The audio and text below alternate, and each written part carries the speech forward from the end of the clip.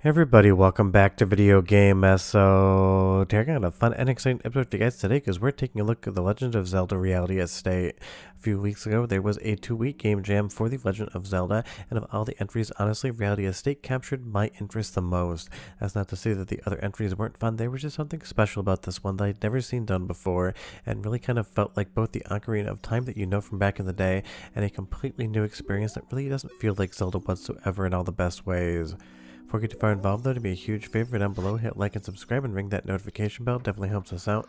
And if you feel so inclined and want to support the channel, we've got a Patreon link down below as well. But the first thing I noticed about this game, and the first thing you're going to notice in the video, because I edited it that way, is that when you actually enter into this mansion, suddenly it's much larger on the inside than it is on the outside, an impossible space, and also basically takes place in, at least in part, a modern environment. You're going to see things like fuse panels and light switches on the walls, things that you would never see in any Zelda game whatsoever, and that is definitely kind of playing around with your expectations and telling you that you're not quite sure what to expect in this game. Anything can happen. As you go through another door, you're going to see that this actually gets a little bit older, starts looking a little bit more like maybe a Victorian era castle. Still a little bit newer than you would expect to see in the Zelda universe, at least in most games, but definitely has a little bit more of that fantasy vibe going on. But basically, Reality Estate plays around with that reality pun very much intended as to what you should expect throughout the game. There's going to be one item that is very important to the overall experience, but I'm not going to start using that in this capture till about 4 minutes in. So if you want to avoid spoilers, just watch until I tell you to stop watching, and you'll be totally fine. But trust me, getting this item kind of spoiled for you really doesn't affect any of the gameplay or your fun whatsoever. As we enter this room here, you're going to see there is a key locked in a cage, but right now we don't actually have the ability to open that cage up. We need to find something else in the world. So if we pop back into the back of the estate here, we might find something like the boomerang, which is going to be helpful to actually obtain that item. So as far as the gameplay hook is concerned, you're going to basically be playing this the exact same way as you would be playing Ocarina of Time or Majora's Mask, finding items in the environment that are going to progress the story and open up new areas. But there is one item in particular that kind of feels a little bit more borrowed from Majora's Mask that's just going to make this thing feel absolutely new and unique in all of the best ways. And again, that is what I really love about modders going in and kind of reconceptualizing what a Zelda game can be. Because we do have the key now, and that's just because for as many things as Link can do, jumping is definitely not one of them. And I feel like you should have been able to just reach up and grab that key, but otherwise that's kind of a joke. It's just one of those things in Zelda games. For as many things as Link can do, sometimes he is just absolutely the most useless human being or Hylian in the world who can't manage to put his arm above his head and actually grab something right in front of him. But that is reality in basically every video game. Sometimes you're just gated to the next piece of content because the game developers need you to find a certain item, even if contextually in the world if you were standing there, you'd be totally fine just to reach up and pick it up yourself. But you will see, moving back to the intro areas of the house again, we are in a modern era. If you open this box, you're going to see that there is a fuse panel on the wall, and we just turned on the electricity to the overall area, and now even have light switches that are going to illuminate in the world. And that's just something that, again, you're never going to really see in any other sort of Zelda game, and that is why I love Reality Estate so much. It just basically combines so many different eras of visuals together, and you're never quite sure 100% where you are or what's going to happen next. And this is the point in time, if you don't want spoilers, go ahead and click off the video now, because as soon as we get into this chest, you're going to know exactly what the game has to offer. But trust me, it really doesn't affect the overall excitement. But now we have found the cultist mask. This is going to allow you to quote-unquote shatter the fragile glass of this dimension and view a dimension ruled by demons. And when you put this mask on, suddenly the areas that you're in are going to completely and fundamentally change, and they do it in real time. I love the fact that this is completely seamless. So now you're going to find out that basically, kind of like the inverted castle in Symphony of the Night, there's actually two different worlds lying on top of one another, and you're going to have to navigate through the dark world as well as kind of flip back and forth in rooms to be able to actually complete Reality Estate. It's maybe one of the most fun mechanics I've seen in a Zelda ROM hack in my opinion, and I just absolutely love that developers were able to take one small space, this house, and turn it into two unique areas. But a soundtrack sample one time, 45 seconds, and I'll be right back with a ton more Reality Estate.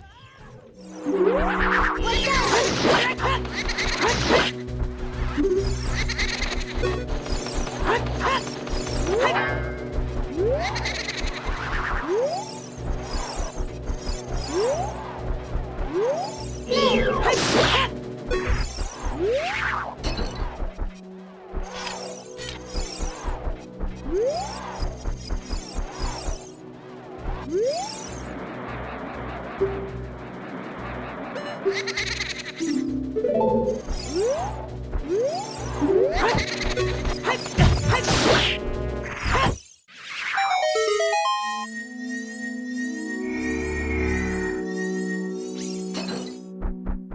the one thing you're obviously going to notice is Reality Estate is going to use the music from the original Zelda games. There isn't any new music in here, but considering this was a 2-week game jam demo, it's not surprising they didn't have time to make all the music themselves. And honestly, when you realize that this thing was made over the course of 2 weeks, probably in somebody's spare time, you realize just how absolutely massive of a lift this is and how impressive this work is. I want to see this developer go on to make new things in the Ocarina of Time and Majora's Mask universe and just kind of add in these new mechanics as to how you can interact with the game, because again, that mask that either creates a reality or returns you to your original one is just 100% such a fun gameplay hook. Every time you turn it on, the graphics are going to change and you're going to encounter new things in the environment. Sometimes just going to be cosmetic, sometimes they're going to be items, sometimes they're going to be enemies to fight, and sometimes you will see that some of the doors here are boarded off, so you have to figure out how to get through some of those as well.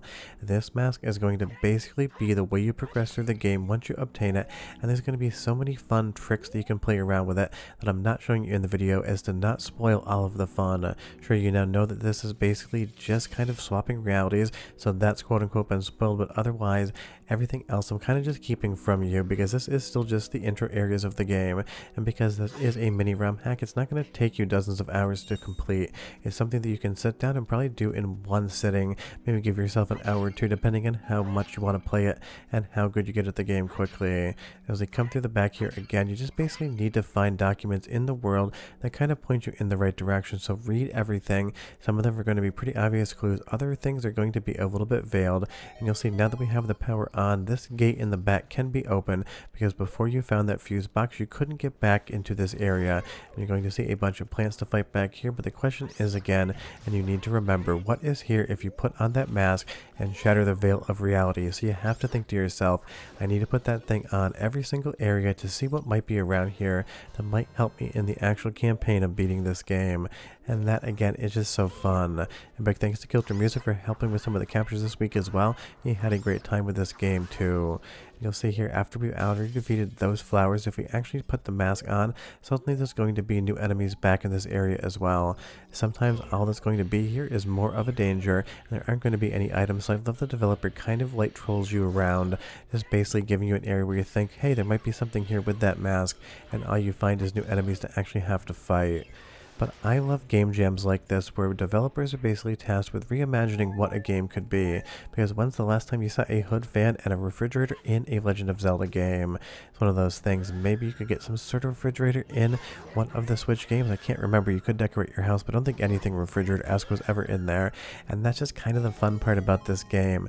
It makes it feel like you're playing something that never existed, even if you're playing it actively, because a pickup truck, a garage door in a Zelda, 10 out of 10 amazing and 11 out of 10 weird. But a soundtrack sampled 2 times, so go ahead and listen this time for 35 seconds, but you'll see here a hint for some progression. Definitely read all the documents you can.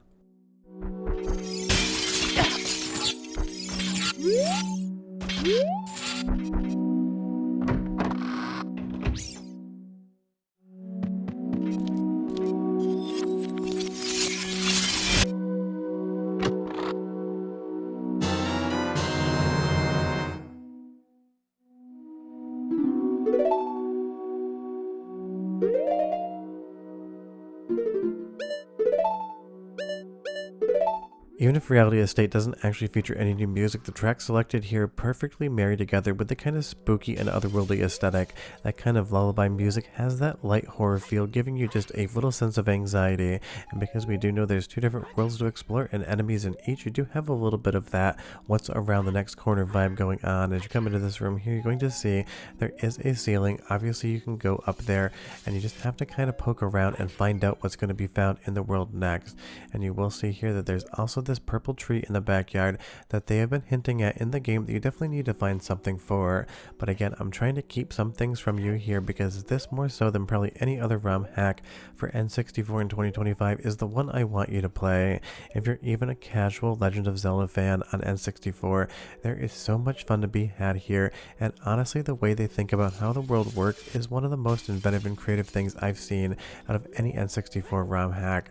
And I just love the under the hood technical nature as well, of being able to push a button and put a mask on and the world completely changes in front of you. It is so seamless, and that's just down to how the N64 handled its memory architecture on carts. You could do stuff like this where on PlayStation 1 or Sega Saturn it would probably at least pause if not have to load in those new assets.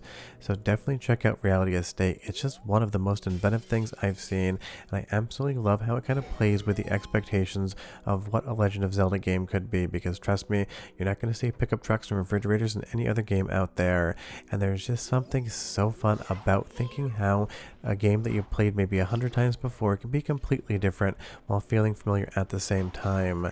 And that's why I love ROM hacks. I love the ROM hacking community. I love to feature them on the channel. But leave me some recommendations for other fun Zelda ROM hacks down below. The link to grab this patch is in the description. I'll see you guys next time. Hope you enjoyed the video. Bye bye.